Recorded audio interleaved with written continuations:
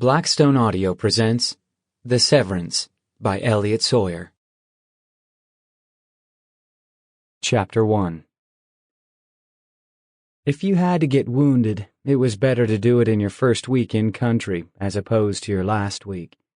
That way you got out of the suck early, without much time wasted.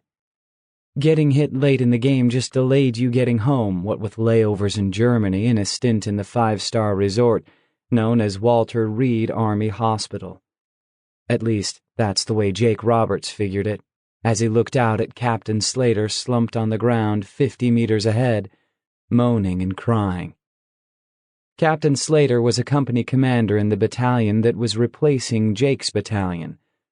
The good captain had never been in combat before this deployment and had been in country about 4 days. If he weren't a complete idiot and a loudmouth, he might not have gotten himself shot and his troops pinned down. It should not have been Jake's problem. This wasn't even his patrol sector. But right now, it was his only problem. Captain Slater had been ordered to pursue a mortar team that had been nailing the district center every night for weeks. It had been a lucky break that an unmanned aerial vehicle had been able to get a visual on the insurgents with the mortar tube.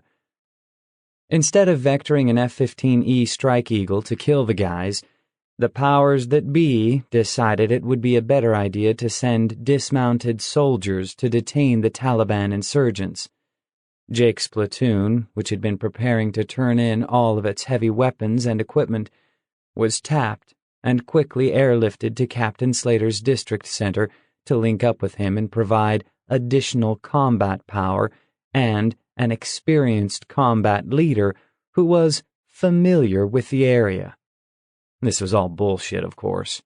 Captain Slater had more than enough soldiers for the task at hand. Command had never given a fuck about a leader's experience, and Jake had only been to that part of the Sabari district of Khost, Afghanistan, twice before in a year. Jake and his men were just conveniently available for assignment when everything kicked off, but that was the way it always had been with Kodiak Platoon. Lieutenant Colonel Morris, Jake's commander, wanted a big final victory before the whole unit rotated back to the States. This was all the new unit's show now, but LTC Morris just couldn't let the wheel go. The insurgents had taken refuge for the night in a small mud hut about 5 kilometers from the district center. The approach to the mud hut had not been the stealthiest, and the full moon hadn't helped either. Sample complete. Ready to continue?